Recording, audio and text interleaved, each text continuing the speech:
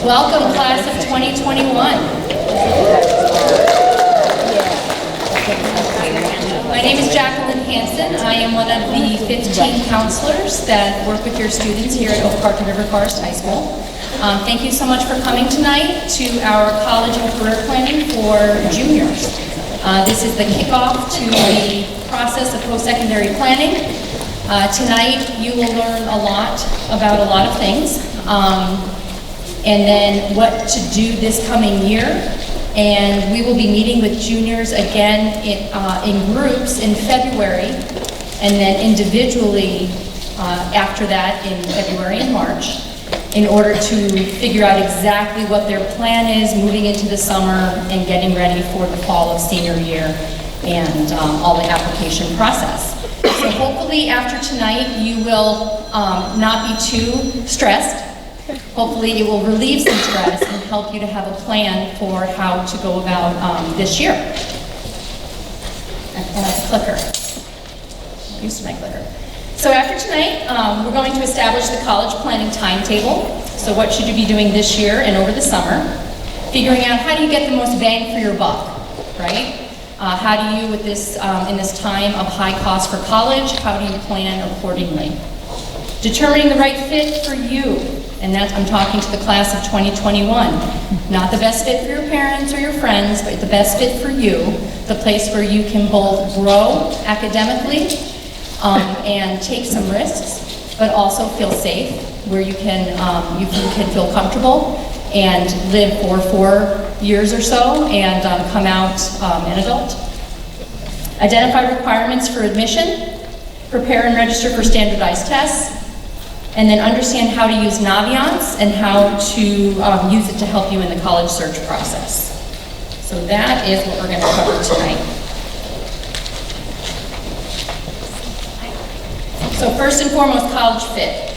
Don't just focus on those schools that you've heard of. Okay, there are so many gems that you don't want to overlook. Most summers I go on some type of college tour. My students laugh when I tell them 40 or so high school counselors jump on a bus and we travel around the Midwest, or we head to Minnesota, or we head to Missouri, and we look at, within a week, maybe 12 to 15 schools, okay? And usually a lot of those schools are ones we've heard of, and that's part of why we sign up for the trip.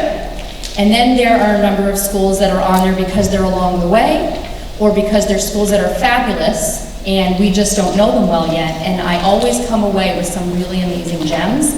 My students will see all the magnets in my office, on my cabinet, and they'll ask me about some of those that they may not have heard of, but they could be a great fit.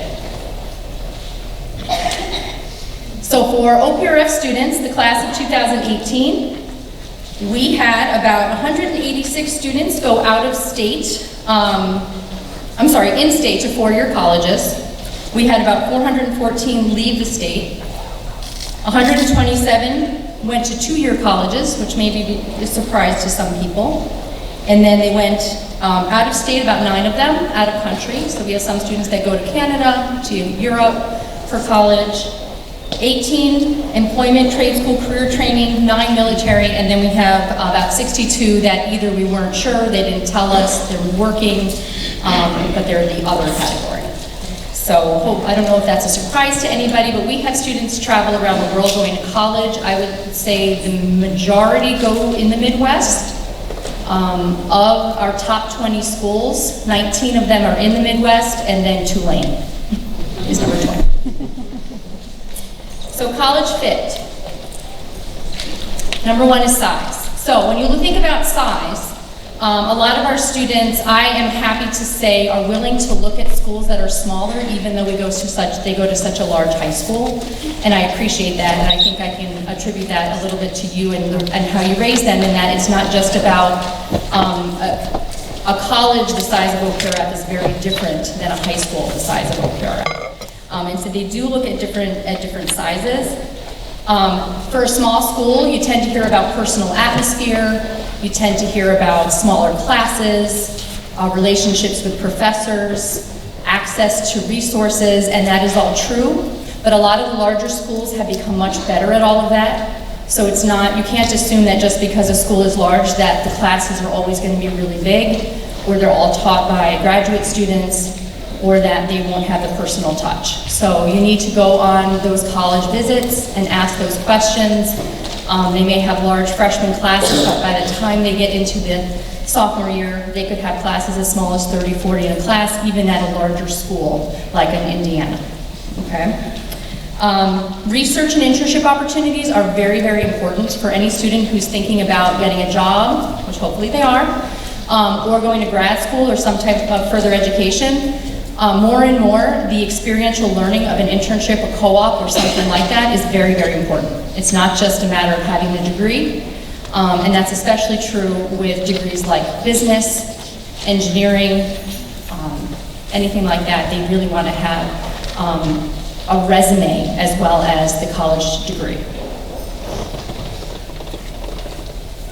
College climate is really important, but it's also one of the hardest factors to figure when you're looking at schools.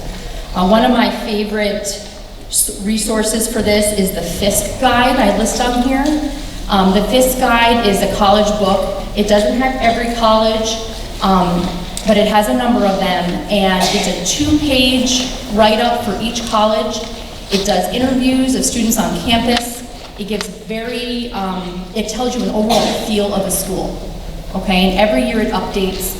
So it'll tell you, like Denison, for instance, used to be known for being very Greek. 80% of their students were part of Greek life. And in the last 10 years, they have flip-flopped it, and now it's really only 20% that are involved in Greek life, and all of the houses for the Greek system are off campus. And so that book will tell you things like that, and so it can be helpful in trying to figure out whether it's the type of climate that you would be comfortable in and that you would enjoy. Instructional approach can also be part of climate. You know, is it more of a Socratic method? Are they going to ask questions? Is it journal writing, or is it more lecture? Okay, and that's also part of climate. One of the ways to also find out the climate of a school is through looking at the student newspaper. So a lot of times the student newspaper is going to focus on certain things, and it tells you what does that student body care about. So is the student body talking mostly about the parties this past weekend? Are they talking about the protests that went on over the weekend when a speaker came to campus? You know, are they more conservative? Are they more liberal? Are they more political leaning? Are they social? Are they looking at social justice? A lot of that you can tell from a college newspaper. So especially if you're visiting a school during a time when there are no students there, looking at the newspaper can be very helpful. Because as you know, walking around this school during the summer when there aren't any students, it's very hard to get a sense of what OPRF is all about. And that's true if you go to a college campus. So that's just one way to get around that.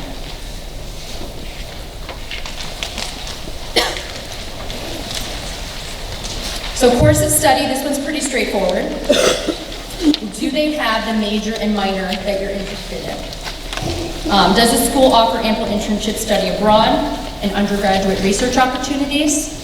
What percentage of graduates of this school are employed upon graduation or accepted into their first choice graduate school? Most everyone can get accepted into a graduate school.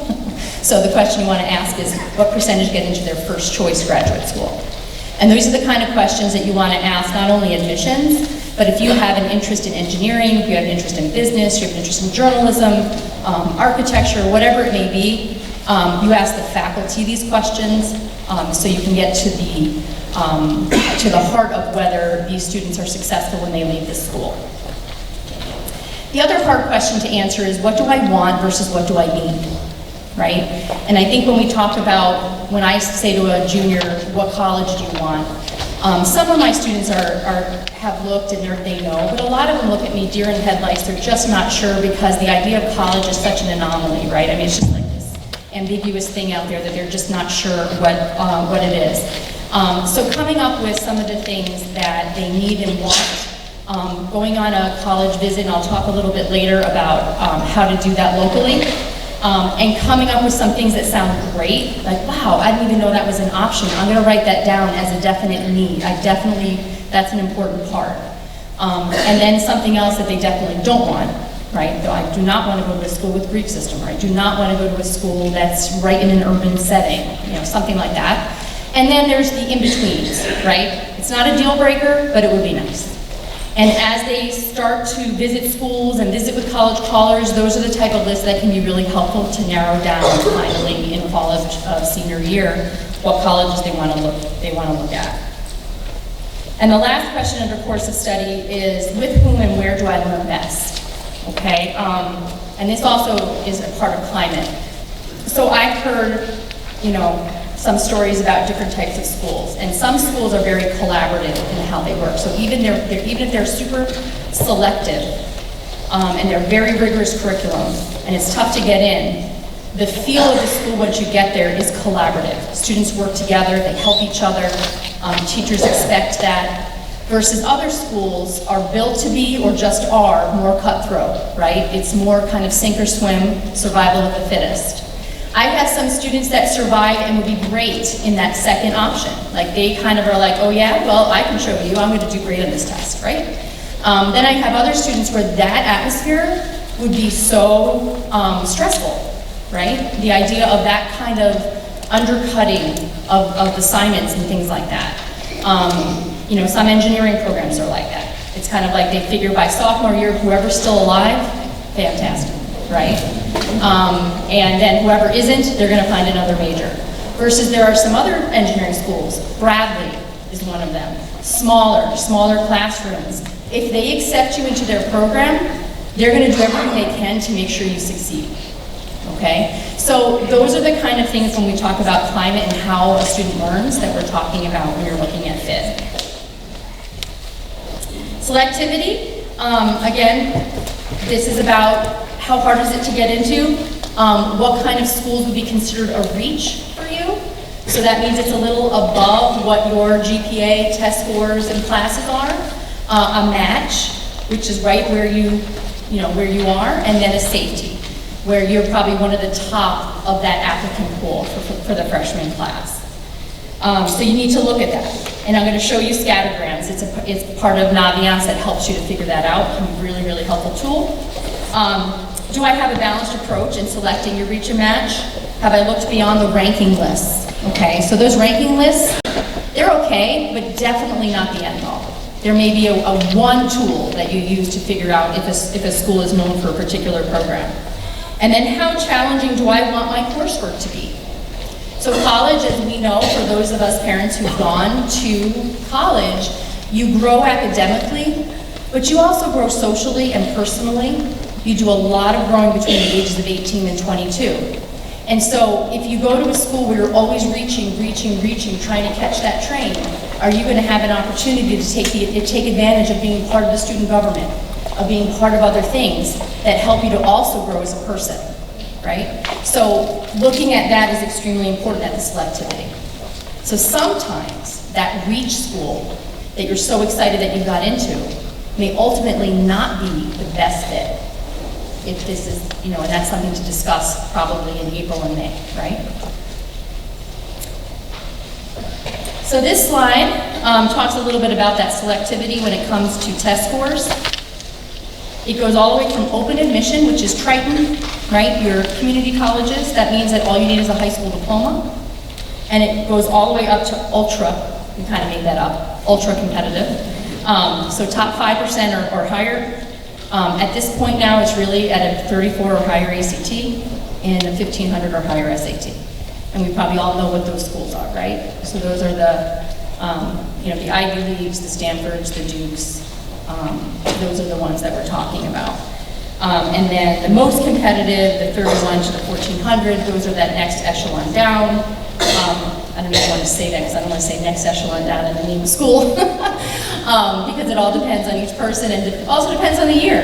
I tell my students, if there's a building on campus and it's named Smith and your last name is Smith and it's not a coincidence, if it comes down to you and Smith, Smith is in.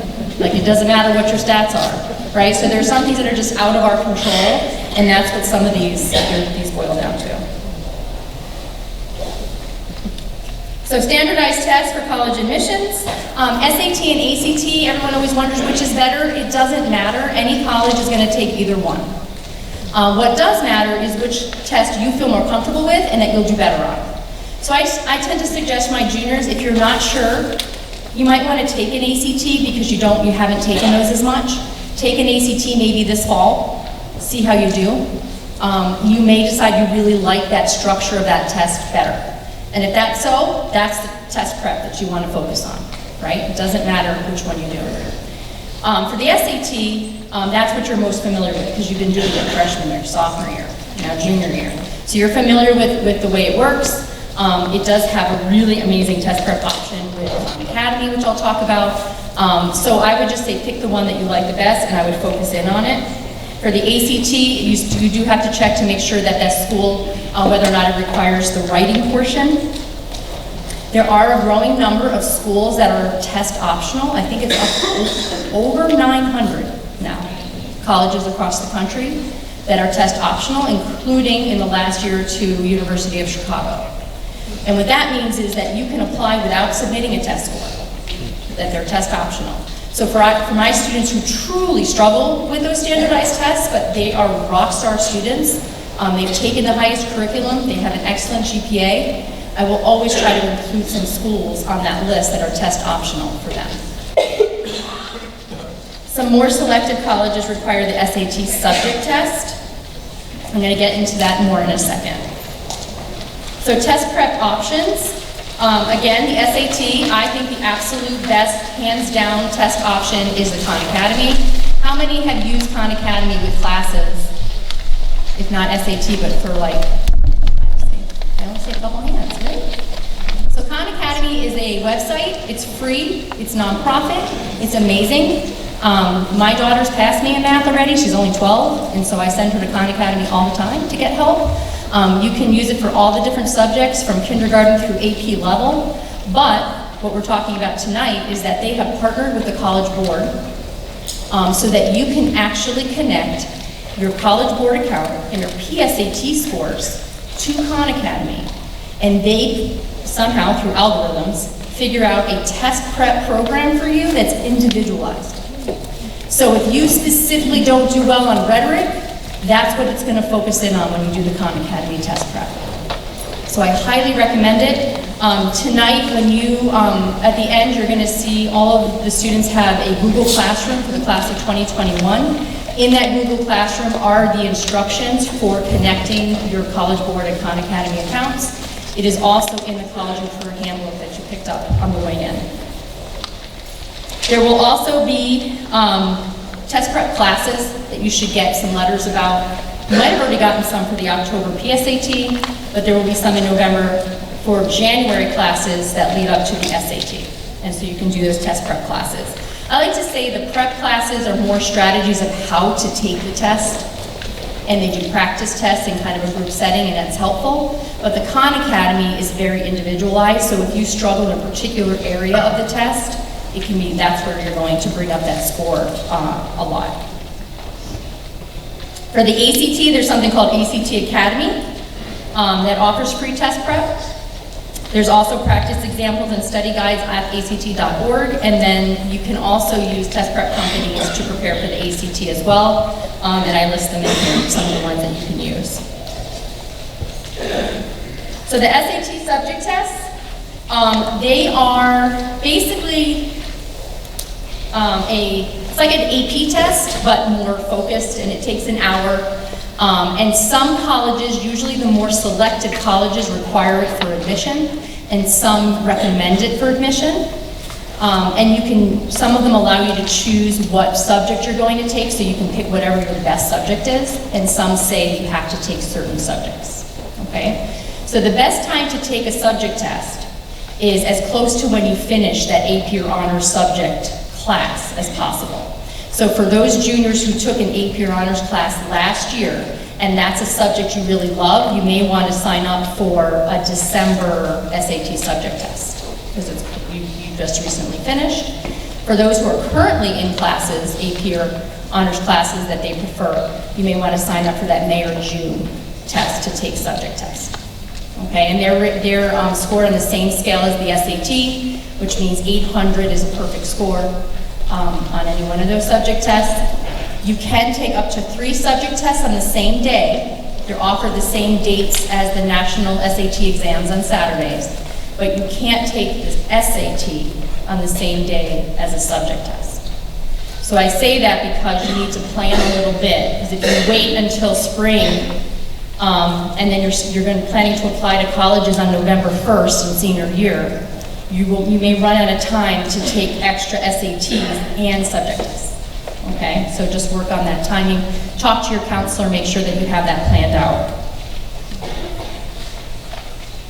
If you look at the www.compassprep.com, it will give a nice, concise list of which colleges require which subject tests and which ones recommend. Just make sure you double check with the actual college website to make sure that it's correct.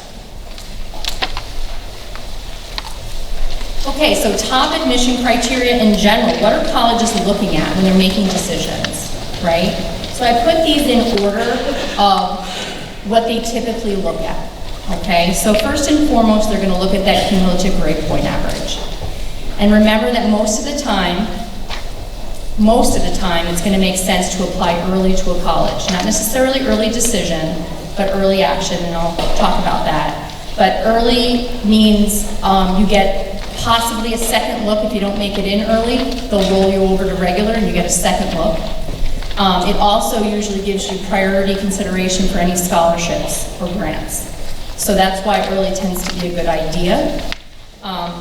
So that means that they will only have 6 semesters of grades when you apply.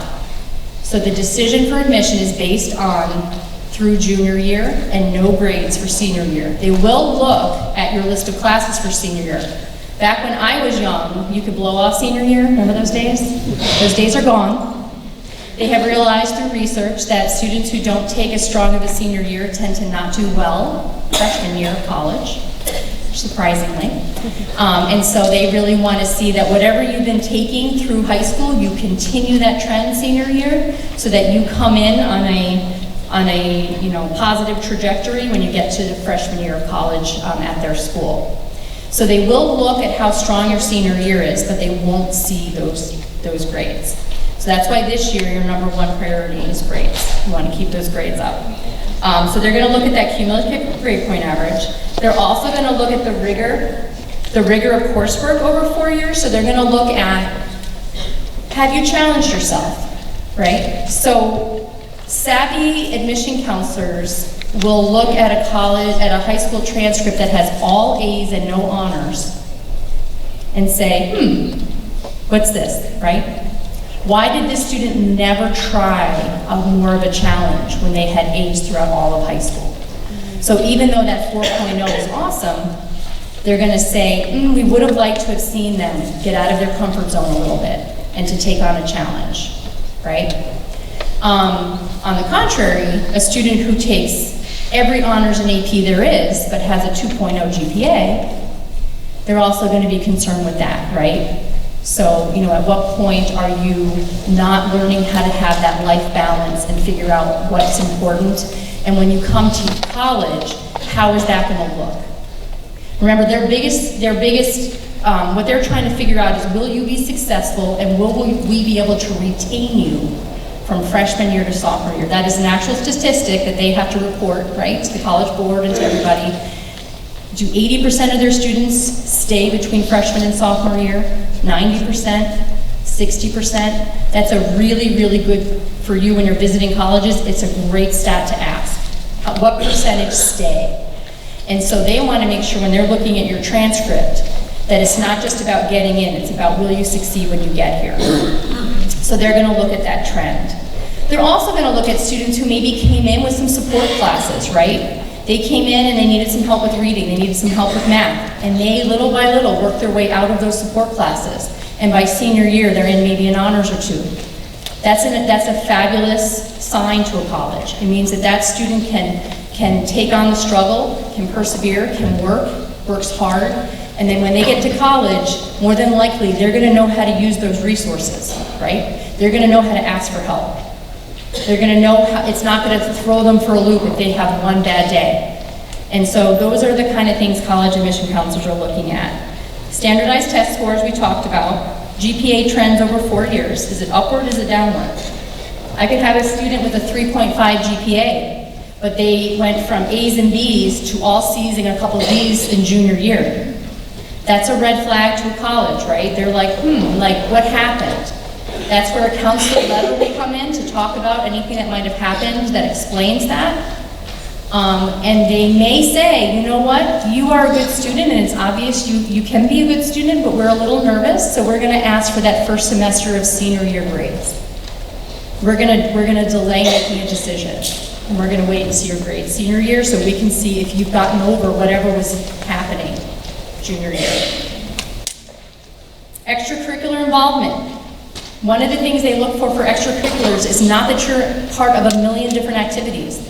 They would love for you to have found a passion, a couple passions, and stuck with it, right? So you may be involved in only 1 or 2 things, but you've been in it for 4 years or longer before you got here, and now you have a leadership role, right? And so that's kind of what they like to see. And for those elite colleges, those super selective colleges, they're also looking for regional and national recognition, okay? So you have to feel, you know, when people are applying to Harvard, a lot of those kids on paper can get into Harvard. What they're looking for is, how do I determine 2 4.0 valedictorians? How do I decide between the 2 of them? And one of those ways is through the national recognition and things like that. Community service, important. Finding the right, I have to change the slide. College callers, how many juniors in the room have been to a college caller? Couple, okay. So college callers are actual admission counselors, most of them, from the college admission offices that come to our school every fall and spring, hundreds of them, just to see our students. Okay, colleges, the word is out, our students are awesome. They want to see them. And what I tell students is, especially with small private schools, treat it like a little interview. Okay? I cringe when I see students on their phone or not paying attention. Okay? Because it could be a school where that's their one opportunity to make an impression. So go in there with a question that relates to that college. Go in there with questions to help you determine if that's a school you might be interested in. Your parents may say, we're not going to fly to California until you've been accepted. Like, not happening, right? This is a great opportunity to talk to that California admission counselor and get some true information from them right here at OPRF. So your students have gotten information on how to do this. There is a list in Naviance of the college callers and exactly what period and what day they're coming. Students can register in Naviance so they get a reminder email. And then they have to get a pass from their counselor's office the day before, and they have to have the teacher whose class they're going to miss sign that they're okay with their missing that class. Okay? Am I? Oh, sorry about that. Okay. So then this is College Callers. There is a Remind app. Of course there is, right? And the Remind app, I went into junior advisories. I think my fellow counselors did as well. They just need to sign up for this. Even if they signed up last year, they need to re-sign up this year, and they'll get a daily reminder of what colleges are coming. Okay.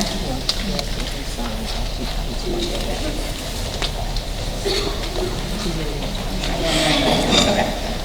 So finding the right college fit. Again, some families are not able to go to California before they know that their student is accepted, or to New York, or to Florida. We are lucky to live in a place where there are so many different types of colleges right here around us, and this is just a list of some of the places in the Chicagoland area that represent the different types of schools. Right, so Concordia and Dominican, you've got the small liberal arts. Elmhurst Lake Forest, you got small suburban. University of Chicago, mid-sized urban. You got DePaul, Loyola, Northwestern. And then for the state schools, you got UIC. A little bit further away, but a good ones to check out in terms of mid-size, which is my favorite size college, somewhere between like 5,000 and 10,000 people, kids. Bradley University is right in Peoria. Western is another one that's more mid-size. Has anyone seen Augustana in Rock Island? It's like hills. Like you have to walk stairs to get to each building, and there's a giant river that runs through it. As somebody who's from New England, I didn't think it existed here in the Midwest. So the cost of college, the most important conversation you would rather not have, but you shouldn't avoid, is paying for college. So these are some really, I'll go through these quick because they're a little bit disconcerting. In 2018, the average cost of a four-year bachelor's degree at a private institution was $194,000. The average cost for a public institution was $85,480. The average student loan, the debt was $35,359. Student loan debt has now surpassed both auto and credit card loans as the biggest debt category in the United States. Today, more Americans are going to college than ever before, but roughly 44 million Americans collectively owe $1.56 trillion in student loans. And unfortunately, this graph shows that as the cost of all those college tuition rates go up, the amount of loan money you can get from the government, state, and federal has been stagnant. So there's not a lot of ways to get those student loans, which means that the loans that are being taken are private loans, and private loans are not nearly as forgiving when it comes to paying them back. The other somewhat scary, very scary, and this is a big, I don't know if the Gates Foundation, this is a big, something that they focus on a lot. So according to the National Center for Education, 41% of full-time college students earn a bachelor's degree in 4 years. So they go, and only 41% are finishing in 4 years, and only 59% are finishing in 6 years. Many of the students that go don't finish, but as you know, colleges don't give you back the money if you don't finish the degree. So if you go for 2 years but you don't finish, you still owe the money for both of those years. For OPRF graduates, 55% graduate in 6 years. And that's according to the National Student Clearinghouse. So we're right about the national average. So I'm saying that because we need to make sure when we choose colleges that we are really looking at fit, right? We really need to make sure we're looking at fit where students can succeed, and we're looking at places we can afford. So being smart, getting the most bang for your buck, the best ROI, which is rate of return, thank you, return on investment. I wrote it, and I forgot what I said. Return on investment. So these are some of the tricks that I think are really important to think about. So if you have a student who can get into Northwestern, but the likelihood is that your EFC, so when you do the FAFSA and you find out what your family contribution is going to be high. So let's say it's going to be $60,000, but you all know you can't pay that, let's say, for a year of college. Northwestern may meet most of need, but they think your need is after $60,000, right? So if your student goes to Northwestern, they're going to be paying at least that much money each year of school. They could apply to a school where they are top of their applicant pool, right? So it's a small liberal arts school with a great education, a school like Knox, right? A school like Lake Forest. And they're gonna get a great education, but they're gonna qualify for some of the presidential full tuition, high tuition scholarships. So they're going to get a small liberal arts, highly quality education, but they're going to pay a lot less money for it. They're also going to be the person that is likely to get the best undergraduate research opportunities and the best internship and co-op opportunities because they're top dog at a school, right? So if you're going into business and they have a relationship with Nike, right? Like at University of Iowa, if you're at Northwestern or Michigan, you're competing against a lot of people for that. But if you have the qualifications of getting into Michigan or Northwestern and you're at Iowa, you are likely to be the top person to be eligible for those top opportunities. So it's just something to think about because if you're looking to go to get an MBA or you're going to grad school for engineering, or you're going to med school, or you're going to physical therapy school. Those schools need a lot of regional diversity, and so they can't accept hundreds of people from the University of Michigan for med school. They just can't. So what they look for are gems at all the smaller schools, right? That have research, that have great MCATs, that have great GPAs, that have taken all the prerequisites. And they're like, that's who we want to take because they're going to diversify our pool.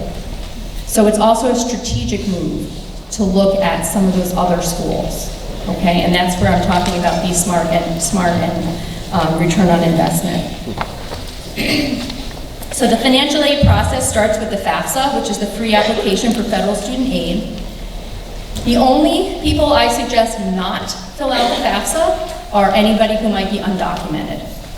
If you are not undocumented, I highly recommend filling out the FAFSA. You don't have to do it until October 1st of senior year, but it starts the process of all federal state aid. The MAP grant, the Pell grant, Stafford loans, all of it you can't get until you fill out the FAFSA. It also triggers for colleges a lot of their merit scholarships as well. They want to see what your family is, what their EFC is in order to determine merit aid as well. So that's something to keep in mind.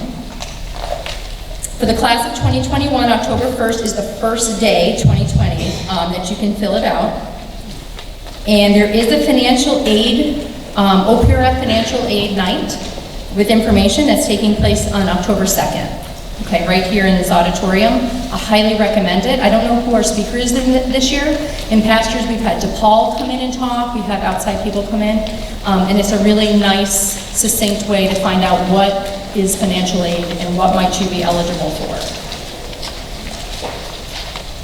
Scholarships. Applying for scholarships is a tedious, frustrating process because there is no common application for scholarships. But the more you fill out, the more chance you have of getting free money. So I highly recommend it. In terms of timeline, I tell students try to do as many as possible summer before senior year. All of our seniors right now are totally inundated with senior classes and with college applications. They don't have time to focus on scholarship applications right now. And there are a lot of scholarship applications that have deadlines now. So if you do them in August, you will have a jump start on all of those national scholarships. Here is a list of a lot of the biggest scholarship websites. If you create accounts in all of these, you will be in good shape. The biggest source of scholarships and grants is the actual college. Okay, so most of the money students get come from the college itself. Some schools, I just had a seniors tell me today that there's one college that will not open up all of the scholarship opportunities until she submits her application. I was like, oh, that's sneaky, right?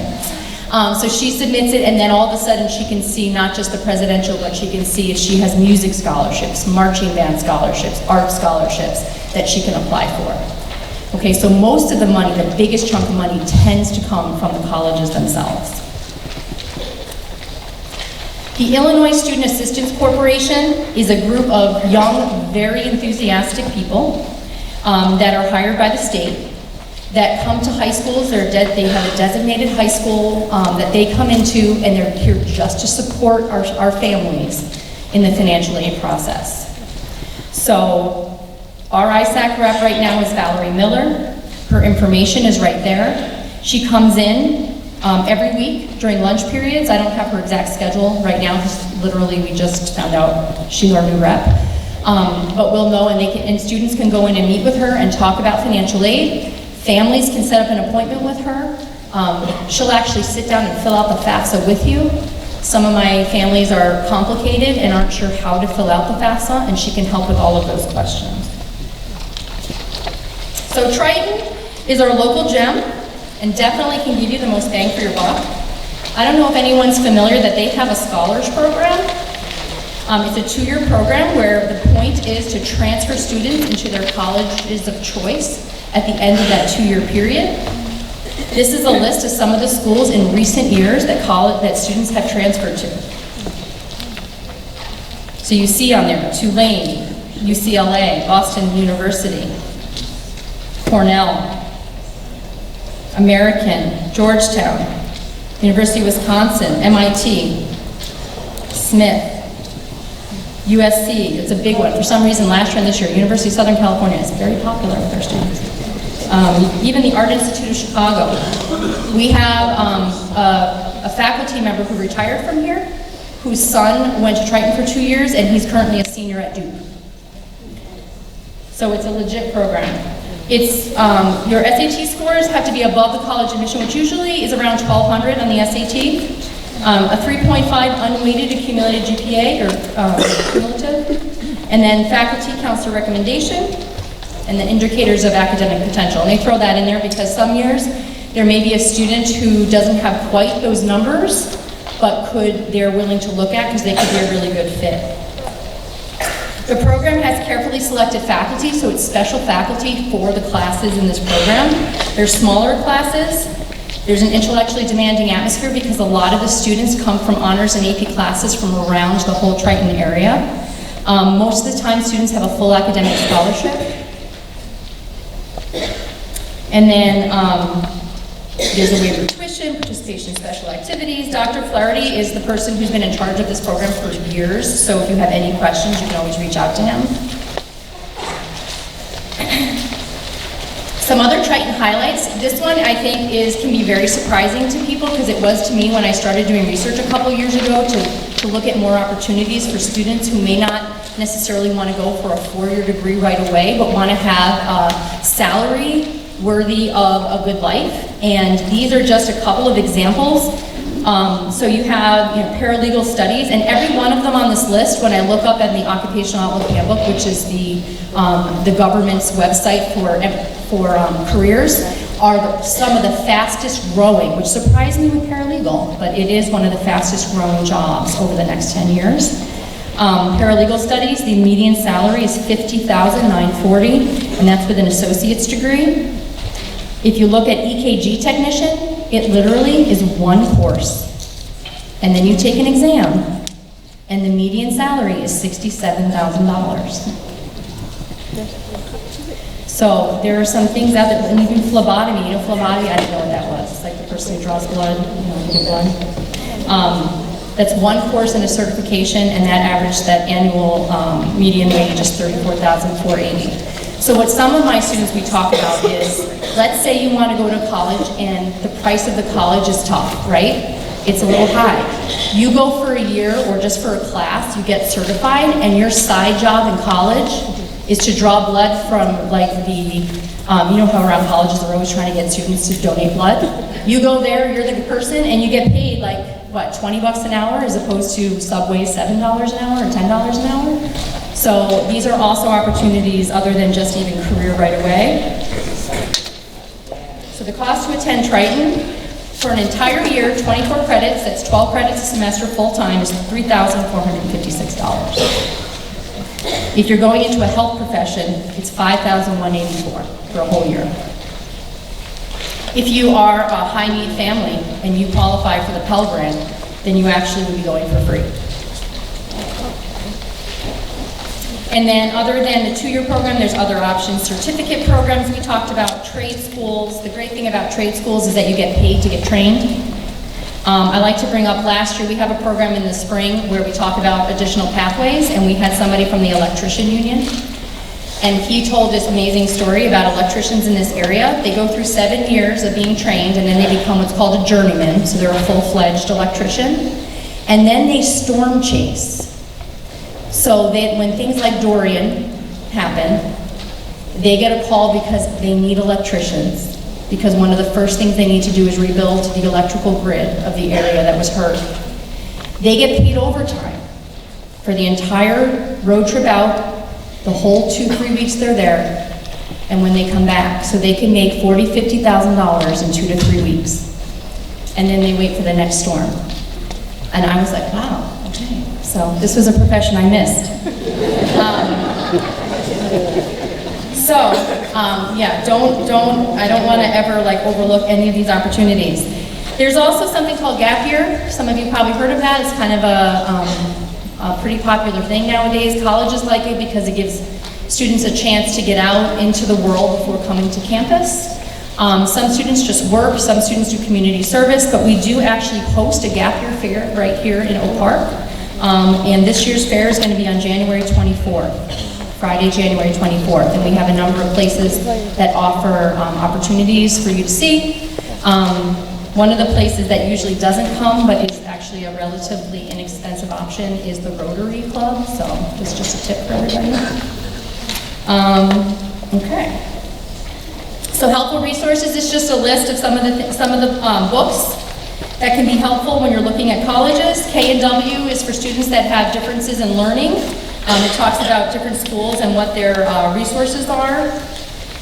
And then at the bottom, Occupational Outlook Handbook. I don't know how many of you are familiar with it, but it's amazing. It's basically the Bureau of Labor Statistics, and you can look up any job on there. It'll tell you median salary, what type of training you need, and what the growth rate is over the next 10 years. Okay, so now we're on to Naviance. So Naviance is our college and career planning program.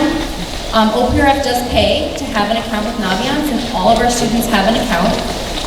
Our juniors were introduced to it freshman year. They took a couple surveys. You guys remember that? Do What You Are, personality test. You took a learning inventory, I think, and a strengths inventory. All of the results of those tests are in the account. And parents have an opportunity to go into the account too. They have their own account that's read-only, so you can't change their answers. But when they get to be seniors, you do have an opportunity, which I appreciate from my senior parents, in writing a parent questionnaire to help with our letters of recommendation. And I love that because parents love to gloat about their kids, and the kids are too humble to tell me half stuff, so then I learn more from the parents. This is instructions on how to get onto Naviance. It's pretty simple. There are two different accounts. If you have two guardians in the family, there's two different passwords for each guardian. We used to do a live presentation of Naviance and take you guys through it, but we found that each of you is in such a different place in terms of how much you've used Naviance already, what you're familiar with, that it didn't always go as well as we hoped. So for tonight, we have a list of basically, once you get on there, if you click on any of these things, you will have a really fun time just exploring the site. It makes my job so much easier that we have Naviance.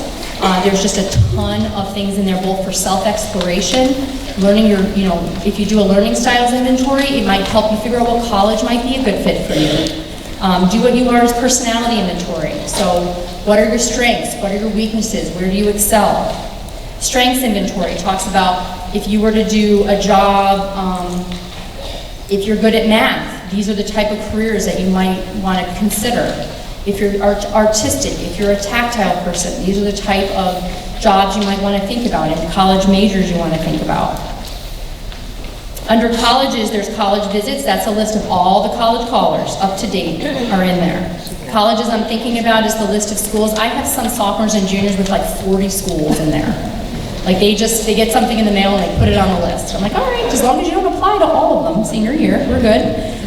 So you can just use that as a organizational tool to just put stuff in there if they look interesting, and then you can take them off when you don't want them, when you find out you're not interested. Supermatch and advanced college search are great. So you can put in, I want a school between 5,000 and 10,000 people.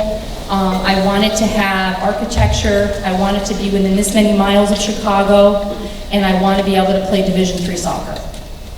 And then you click it, and it pulls up the schools that have all of those qualifications. And then you can look at each of those very specific profiles. And those profiles include student organizations, all the majors they have, how hard it is to get into. All of those stats are in there. College lookup, and then enrichment programs. So enrichment programs are for, like, let's say this summer, you want to, you don't know what to do, you're bored, what am I going to do? You can look up enrichment programs and it'll tell you different colleges around the country have different programs, 1, 2, 3 weeks. They could be in engineering, they could be a writing workshop, they could be social justice, they could be women's studies. There's one in Boston that is theater tech, so my stage crew kids, it's just stage crew for like 2 weeks. So there's a lot of different things that you could do. And some of those programs, in the next 2 months, our alumni have scholarships to help pay for some of that. So if you do some of that research now and come up with a couple options, you can fill out those applications in November and try to get some of it paid for. So if you plan ahead. So one of the things that are most popular are the scatter grants in Naviance. And the reason why is these graphs show every single check, every single circle, every single X represents an actual Oak Park and River Forest High School student. Okay, it's somebody who has applied to this college, was either accepted, denied, or waitlisted, and they're on here. So it will tell students, where do I fall on this graph? And therefore, is this school a reach, a match, or a safety for me? So for DePaul, this tells you, and when you pull it up on Naviance, it's in color, so it's a lot easier to see. I know this is very small, but you can see that the average is around a 1,200 and about a 3.2 for DePaul. Okay, so that's the average. But you can see that kids are generally getting in with above a 2.5, right? So most of the kids that have a 2.5 or higher are either checks or wait lists.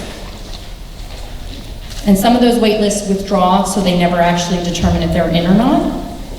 And then you probably, anything above like a 1050, you're probably in the range. And then it's gonna come down to your essay, what classes have you taken, your grade trends, your letters of recommendation, and that kind of thing. Very different graph. So this is Northwestern. A lot more X's. So you can see that Northwestern is a more selective school. I wasn't able to get it to fit when I was doing this snip, but you can actually click on something that will change it from unweighted to weighted GPA, and that will spread out some of these X's and checks so that you can see more where those weighted GPAs are, and you can get a better sense. But obviously, long and the short of it, Northwestern is definitely a highly selective school. And then this final one is Illinois State. And in this one, you can see the little head, little blue head. That's the student. That's his head. And so we should, I think, have all the most recent test scores and GPA downloaded already into Naviance. You get your scores before we get them as a school, but as soon as we do, we download them in here. But even if it's not exactly correct, you know, right? You know where you fall and what your PSAT is, so you can get a sense of where you need to be to be in the match or reach range for a school. Now, some schools are going to look a little weird, like U of I, Urbana.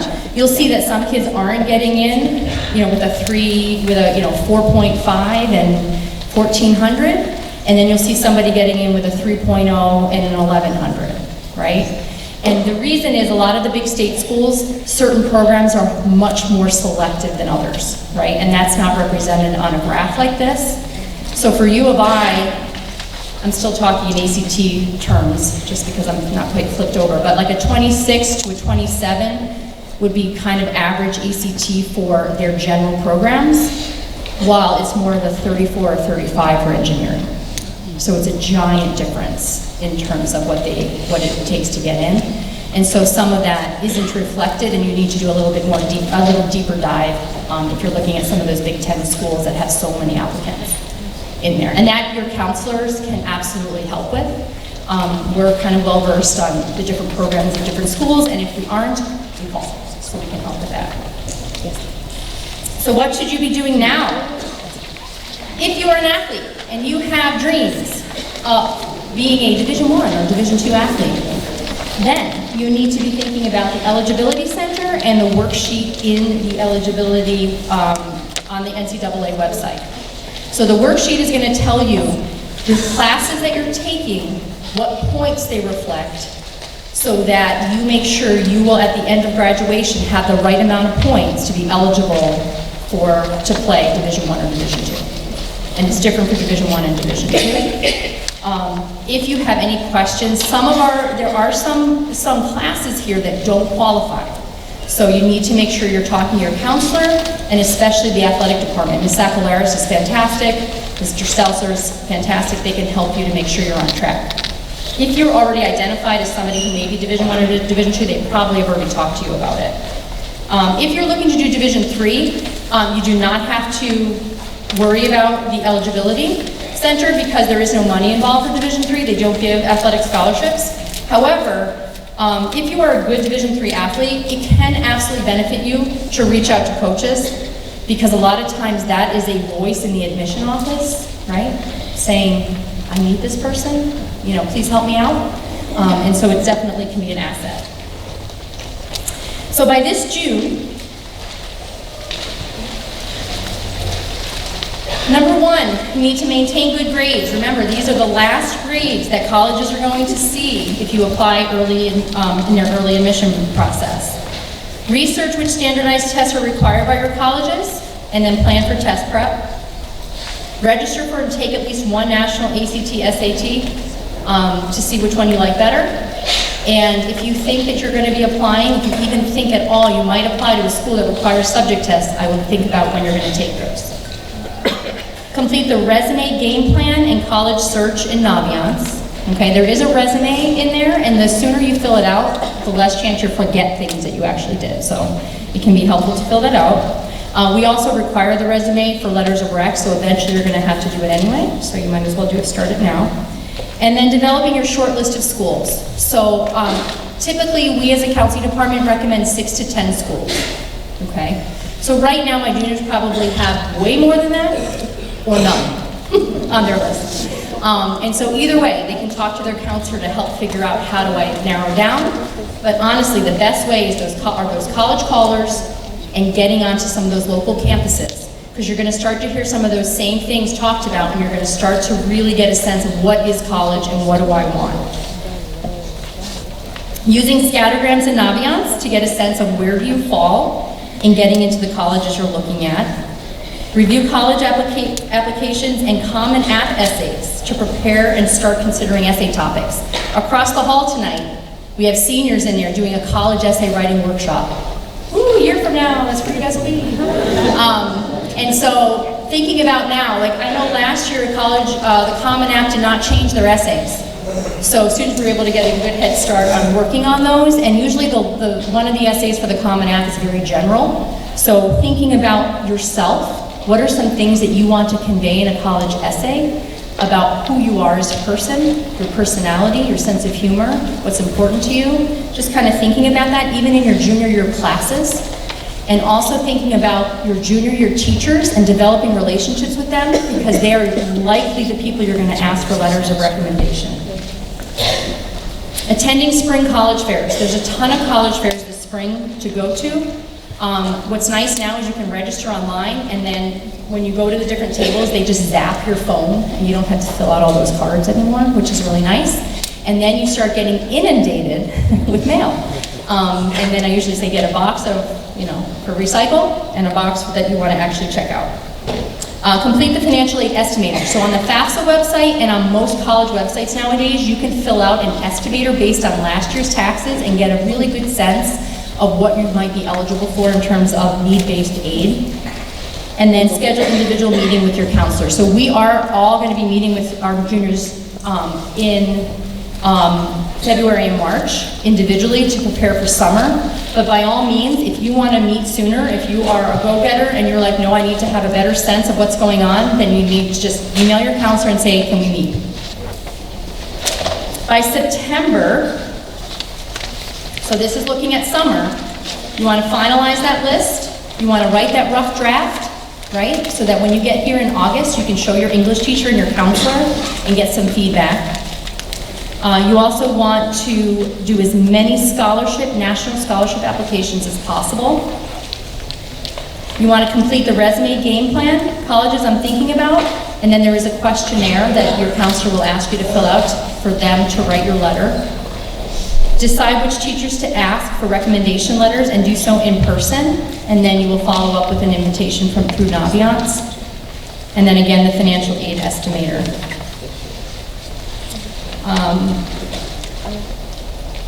Okay, that's the same slide, isn't it? Okay, ignore that. And then this is the Google Classroom information. So this is all the students in here hopefully are already signed up, but if not, this is the code.